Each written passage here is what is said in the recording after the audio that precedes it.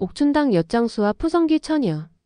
여러분, 오늘은 옛날 옛적에 있었던 아름다운 사랑 이야기 하나를 들려드리려고 합니다. 편안히 앉아서 마음을 열고 들어보세요. 때는 바야흐로 조선 후기 인왕산 자락 아래 경복궁의 웅장한 처마가 하늘을 떠받치고 있던 시절의 이야기입니다.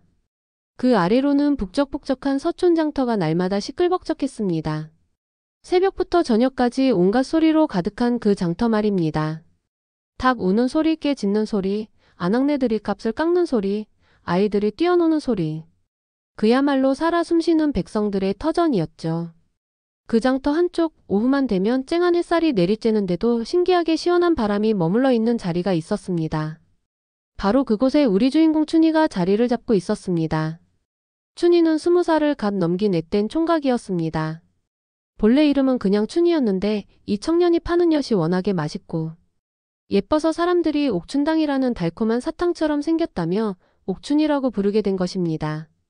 그런데 정말로 춘희의 엿은 그냥 평범한 엿이 아니었습니다. 춘희는 매일 새벽 닭이 울기 전부터 일어나서 엿 만들기에 정성을 쏟았습니다. 먼저 정성스럽게 고른 찹쌀을 깨끗이 씻어 푹 불린 다음 엿기름과 함께 큰 솥에 넣고 은근히 끓였습니다. 그리고 나서가 중요한데 그 엿을 여러 번 늘리고 접고 또 늘리고 접기를 반복해서 하얗고 맑은 빛깔을 냈습니다. 그 과정에서 춘희의 팔뚝은 단단해졌고 손목도 굵어졌습니다. 마지막에 참깨나 땅콩을 듬뿍 넣으면 고소하면서도 달콤한 춘희만의 특제 엿이 완성되는 것입니다. 엿사려 엿. 이가 튼튼해지고 목청이 트이는 신통방통한 엿이요. 춘희의 맑고 우렁찬 목소리는 장터의 활기를 한층 더 돋워줬습니다. 키도 훤칠하고 얼굴도 잘생긴 데다가 목소리까지 좋으니 지나가는 아낙네들과 아가씨들이 자꾸만 돌아보곤 했습니다. 특히 춘희가 엿을 길쭉하게 느릴 때의 모습이란 두 팔을 쫙 벌리고 엿을 느리는 모습이 꽤나 멋있어 보였거든요. 그런데 말입니다. 춘희는 이 모든 관심과 시선에는 아랑곳하지 않고 오로지 장터 건너편 한 구석만 뚫어져라 바라보고 있었습니다. 바로 그곳에 작은 돗자리 하나 깔고 앉아있는 처녀가 있었거든요. 그 처녀의 이름은 정화였습니다. 정화는 19살의 꽃다운 나이로 곱게 따은 긴 머리를 뒤로 넘기고 단정한 쪽빛 치마를 입고 있었습니다.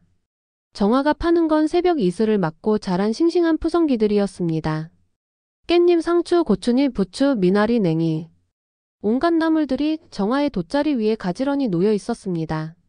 정화의 나물은 다른 집 나물과는 뭔가 달랐습니다. 잎사귀 하나하나가 생기가 넘쳤고 뿌리 끝까지 신선했습니다. 사람들은 정화의 나물을 먹으면 몸이 가벼워진다고 했습니다. 아마도 정화가 나물을 기를 때부터 캐서 다듬기까지 모든 과정에 정성을 쏟았기 때문일 것입니다. 정화는 성격이 조용하고 얌전했지만 손님들에게는 언제나 친절했습니다. 특히 정화가 웃을 때마다 보이는 반달 모양의 눈웃음이 정말 예뻤습니다. 춘희는 바로 그 웃음에 홀딱 반해버린 것입니다. 정화가 어린아이들에게 나물 한 줌을 더 얹어주며 짓는 그 미소, 할머니가 푼돈이 모자라면 괜찮다고 손살에 치며 짓는 그 웃음. 춘희는 그런 정화의 모습을 보고 있으면 가슴이 두근두근 뛰었습니다. 춘희는 매일같이 정화가 잘 보이는 자리에 앉아서 괜히 엿을 더 길게 느리고 엿가위를 딱딱딱 하고 큰 소리로 눌러서 정화의 관심을 끌려고 애썼습니다.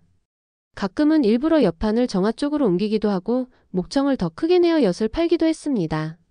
아이고 춘아. 그만 좀 쳐다보고 엿이나 제대로 팔아라. 손님이 와도 딴 것만 보고 있으니 원참. 춘희의 어머니 박씨는 아들의 행동을 보며 혀를 끌끌 찼습니다. 춘희 어머니는 장터에서도 소문난 똑똑한 분이셨거든요. 아들이 누굴 좋아하는지도 벌써 다 알아채셨습니다. 하지만 춘희는 멋쩍게 웃으며 어머니의 핀잔을 들을 뿐 정화에게 직접 말을 걸 용기는 도무지 나지 않았습니다. 그저 멀리서 바라보는 것만으로도 행복했거든요. 그런 춘희의 마음을 아는지 모르는지 정화는 가끔씩 춘희 쪽을 힐끗 보곤 했습니다. 춘희가 엿을 느리는 모습이 신기한지 아니면 그 우렁찬 목소리가 좋은지 정화도 모르게 자꾸 시선이 춘희에게로 향했습니다. 그러던 어느 날 오후 갑자기 하늘이 먹구름으로 뒤덮이더니 굵은 빗방울이 후두둑 떨어지기 시작했습니다. 장마철도 아닌데 갑작스러운 소나기가 쏟아진 것입니다. 장터 사람들은 허둥지둥 몸을 피하고 상인들은 서둘러 물건들을 챙겼습니다. 춘희도 급하게 여판과 엿들을 챙기려고 했는데 문득 고개를 들어보니 건너편에 정화가 빗속에 그대로 앉아있는 게 보였습니다. 정화는 나물들이 비에 젖을까봐 자신의 몸으로 가리며 쭈그리고 앉아있었습니다. 정화의 머리카락과 옷은 이미 흠뻑 젖어 있었습니다. 춘희는 그 모습을 보는 순간 가슴이 철렁했습니다. 더 이상 망설일 수 없었습니다.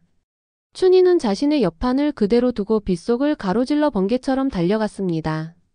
그리고는 자신이 쓰고 있던 갓을 벗어 정화의 머리 위에 얹어주었습니다. 아씨, 비를 이렇게 맞으시면 감기에 걸리십니다. 정화는 깜짝 놀라 고개를 들어 춘희를 바라보았습니다. 빗방울이 송골송골 맺힌 춘희의 얼굴은 붉게 상기되어 있었고 숨도 가쁘게 몰아쉬고 있었습니다. 정화는 갑작스러운 춘희의 등장에 어찌할 바를 모르겠다는 표정이었습니다. 이러시면 안 됩니다. 총각께서 감기에 걸리시겠어요. 정화가 갓을 벗어 춘희에게 돌려주려 하자 춘희는 두 손을 내저었습니다. 아닙니다, 아씨. 저는 괜찮으니 아씨께서 쓰십시오. 아씨가 아프시면 저까지 마음이 아플 것 같습니다. 춘희의 솔직한 말에 정화의 얼굴이 홍당무처럼 붉어졌습니다.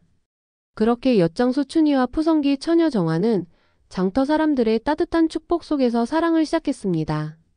여러분, 이 이야기는 거창한 영웅담이나 왕과 공주님의 이야기가 아닙니다. 그냥 우리네 삶 속에서 평범한 백성들이 만들어가는 소박하고 진실한 사랑 이야기였습니다. 춘희의 사랑은 그가 만드는 엿처럼 달콤하고 순수했고 정화의 사랑은 그녀가 기르는 푸성귀처럼 싱그럽고 정성스러웠습니다. 그 후로 춘희와 정화는 어떻게 되었을까요? 물론 결혼을 해서 행복하게 살았을 것입니다. 춘희는 여전히 맛있는 엿을 만들고 정화는 싱싱한 나무를 기르며 둘이 함께 장터에서 정겨운 부부의 모습을 보여주었을 것입니다. 여러분, 이런 것이 바로 진짜 사랑이 아닐까요? 화려하지도 않고 극적이지도 않지만 서로를 아끼고 걱정하는 마음, 상대방의 작은 행복을 위해 정성을 다하는 마음, 그런 마음들이 모여서 만들어내는 따뜻하고 달콤한 이야기 말입니다. 자, 이제 이야기가 끝났습니다. 여러분께서는 어떻게 들으셨나요? 다음에 또 좋은 이야기로 찾아뵙겠습니다. 둘은 서로 눈을 마주치며 서 있었는데 마침 근처에 작은 처마가 있는 걸 발견하고 그곳으로 피했습니다. 처마 밑에서 둘은 나란히 섰습니다. 어색한 침묵이 흘렀지만 빗소리가 그 침묵을 메워주고 있었습니다. 춘희는 심장이 터질 것 같았고 정화도 처음 경험하는 떨림에 어찌할 바를 몰랐습니다. 총각. 혹시 엿장수 춘희 총각이 아니시오? 정화가 조심스럽게 물었습니다. 춘희는 고개를 끄덕였습니다. 네, 맞습니다. 사람들이 옥춘이라고도 부르는데 제 본명은 춘희입니다. 저는 정화라고 합니다. 아, 정화. 참 예쁜 이름이십니다. 춘희의 말에 정화는 더욱 얼굴이 빨개졌습니다. 비는 계속 내리고 있었고 둘은 그 작은 처마 밑에서 서로의 존재를 새삼 느끼고 있었습니다. 비가 그치고 나서야 둘은 각자의 자리로 돌아갔습니다. 그런데 그날 이후로 뭔가 달라졌습니다. 춘희는 이제 정화를 그냥 멀리서 바라보기만 하는 게 아니라 매일 아침 가장 맛있는 엿 한 덩이를 정화의 좌판 근처에 슬그머니 놓고 가곤 했습니다. 처음에는 정화가 누가 놓고 간 건지 몰라서 당황했지만 며칠 지나니 춘희의 짓이라는 걸 알 수 있었습니다. 정화는 처음엔 부담스러워했습니다. 그런데 춘희의 엿을 한 입 먹어보니 정말 달콤하고 맛있는 것입니다. 그것도 그냥 달기만 한 게 아니라 깊은 맛이 있었습니다. 정화는 그 엿을 먹을 때마다 춘희의 정성이 느껴져서 마음이 따뜻해졌습니다. 며칠 후 정화는 춘희에게 작은 보따리를 건네주었습니다. 보따리를 열어보니 갓 쪄낸 보리떡과 정성스럽게 무친 무청나물이 들어있었습니다. 무청나물은 춘희네 엿처럼 가늘고 길게 썰어서 정말 예쁘게 담겨 있었습니다. 총각의 엿이 워낙 달아서 혹시 이가 아프실까 걱정이 되어 준비했습니다. 무청나물은 몸에 열을 내려준다고 하니 드셔보세요. 정화의 말에 춘희는 눈이 반짝반짝 빛났습니다. 정화가 자신을 걱정해 준다는 게 너무 고마웠거든요.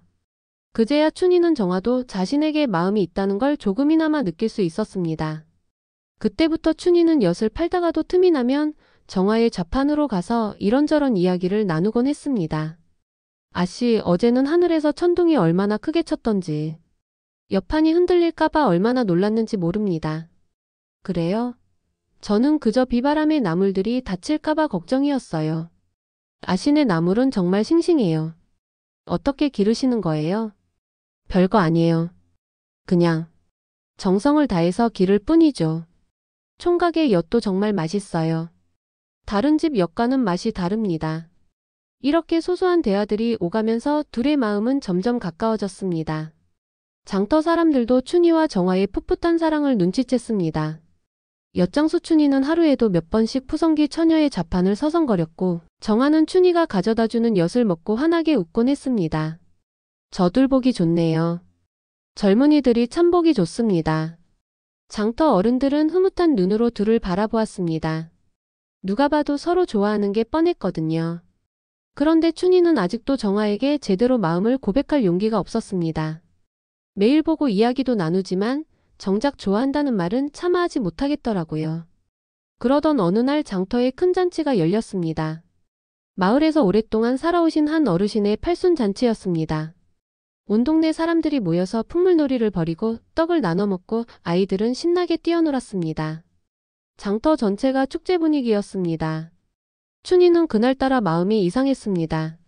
뭔가 결정을 내려야 할 것 같은 기분이었거든요. 춘희는 평소보다 더 정성스럽게 엿을 만들었습니다. 가장 좋은 찹쌀과 엿기름을 사용해서 평소보다 더 오래 끓이고 더 정성스럽게 느렸습니다. 그리고 그 엿을 예쁜 접시에 담아서 정화에게 가져갔습니다. 아씨, 드릴 말씀이 있습니다. 춘희의 평소와 다른 진지한 표정의 정화는 살짝 놀랐습니다. 춘희는 크게 심호흡을 하고는 떨리는 목소리로 말하기 시작했습니다. 저는 가진 게 별로 없는 그냥 엿장수입니다. 부모님께 물려받은 거라고는 이 엿 만드는 솜씨야. 그리고 아씨를 향한 이 마음뿐입니다. 춘희는 드디어 용기를 내어 자신의 마음을 고백했습니다. 아씨를 처음 본 날부터, 아니 비오던 그날 처음 말을 나눈 이후로 아씨 생각뿐입니다. 아씨의 웃는 모습을 보면 제 마음도 따뜻해지고 아씨가 정성스럽게 나무를 다듬는 모습을 보면 저도 더 정성스럽게 엿을 만들게 됩니다. 정화는 춘희의 고백을 들으며 가만히 서 있었습니다. 춘희는 혹시 거절당할까봐 불안한 마음에 손을 꼼지락거렸습니다. 아씨가 저를 싫어하신다면 더 이상 폐는 끼치지 않겠습니다. 다만 제 마음만은 전하고 싶었습니다. 그때 정화가 고개를 들어 춘희를 바라보며 환하게 웃었습니다. 그 웃음은 지금까지 춘희가 본 그 어떤 웃음보다도 아름답고 따뜻했습니다. 총각. 아니, 춘희 총각의 엿은 제가 먹어본 그 어떤 엿보다도 달콤합니다. 그리고 춘희 총각의 마음은 제가 기르는 그 어떤 푸성기보다도 싱그럽고 소중합니다. 정화의 말에 춘희는 눈물이 핑 돌았습니다. 기쁨의 눈물이었습니다. 춘희는 그 자리에서 정화의 손을 살며시 잡고 깊이 고개를 숙였습니다. 정화 아씨.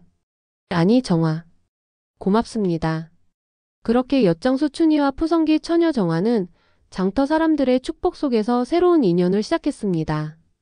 이 이야기는 거창한 영웅들의 이야기가 아니라 그저 우리네 삶처럼 평범한 백성들의 소박하고 진솔한 사랑 이야기였고 그들의 사랑은 달콤한 엿처럼 소박하고 싱그러운 푸성기처럼 순수했답니다.